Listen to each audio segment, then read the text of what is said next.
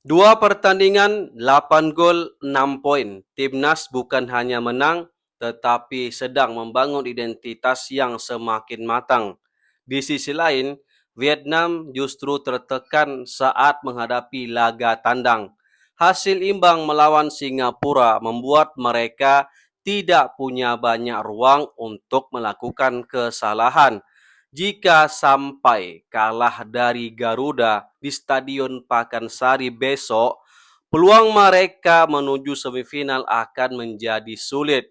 Pertanyaannya sekarang, apakah Indonesia benar-benar sudah lebih siap daripada Vietnam? Dan apa yang harus dilakukan John Hetman untuk menghancurkan The Golden Star Warrior? Nah, itu dia. Yuk kita bahas sampai tuntas. Jadi gini teman-teman, jika melihat dua pertandingan terakhir timnas ya, ada satu perubahan yang sangat terasa dibanding beberapa tahun terakhir. Terlepas dari Indonesia menang susah payah atas Timor Leste ya, aku hanya fokus pada progres timnas di bawah asuhan John Hetman. Karena bagi aku ada perbedaan signifikan dari era pelatih sebelumnya. Kalau kita tengok ya, Indonesia kini tidak lagi hanya mengandalkan kualitas individu. Hetman mulai membangun sistem permainan yang jelas. Ketika kehilangan bola gitu ya, seluruh pemain langsung melakukan tekanan kolektif. Ketika merebut bola, transisi menuju serangan berlangsung cepat tetapi tetap terorganisir. Sementara saat menghadapi lawan yang bertahan rendah, Indonesia tidak lagi terburu-buru mengirim umpan silang tanpa arah. Mereka ini lebih sabar mengalirkan bola sambil mencari celah.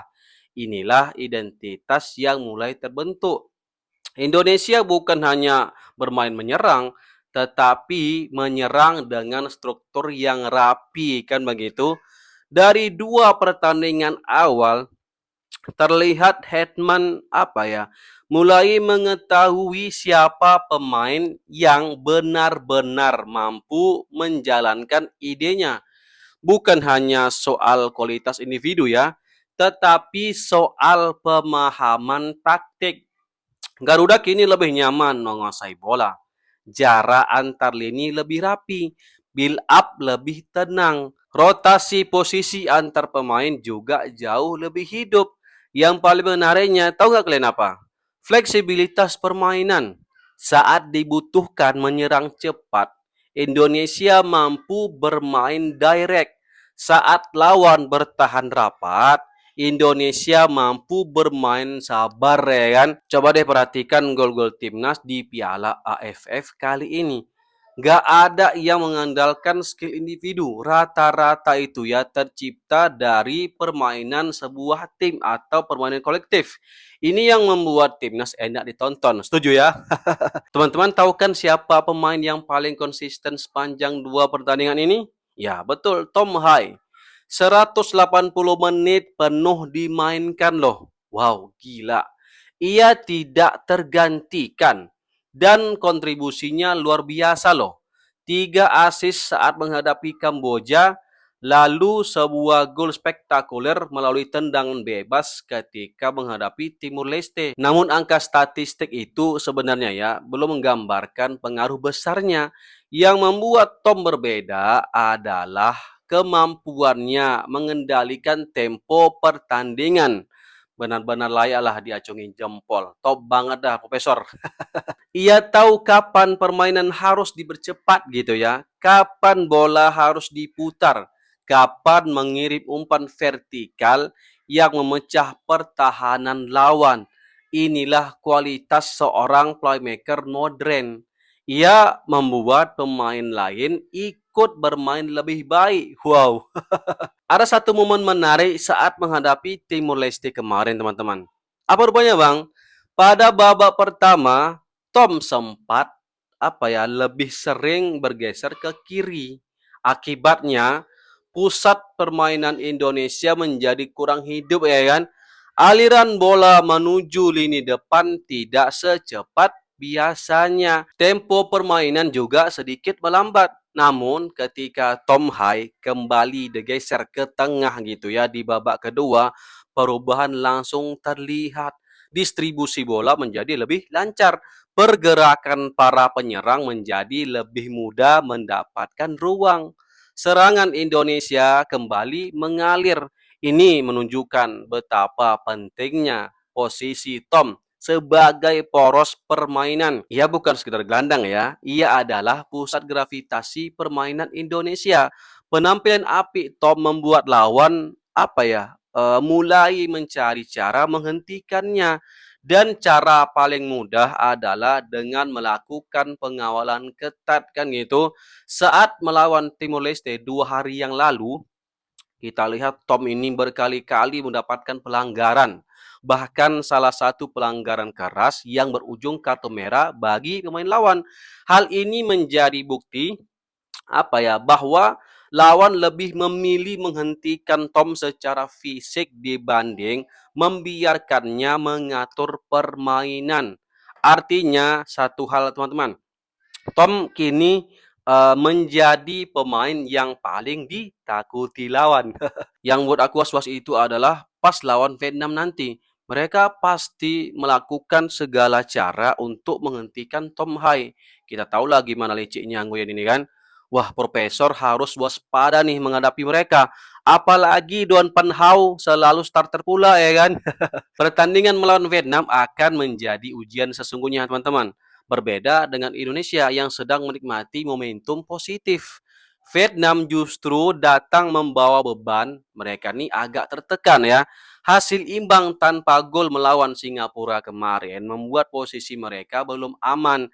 Jika kembali kehilangan poin, jalan menuju semifinal akan semakin berat. Tekanan itu bisa memengaruhi cara mereka bermain. Mereka mungkin akan tampil lebih agresif sejak menit awal pertandingan demi mencari kemenangan. Namun di sisi lain, tekanan juga bisa membuat mereka melakukan kesalahan sendiri.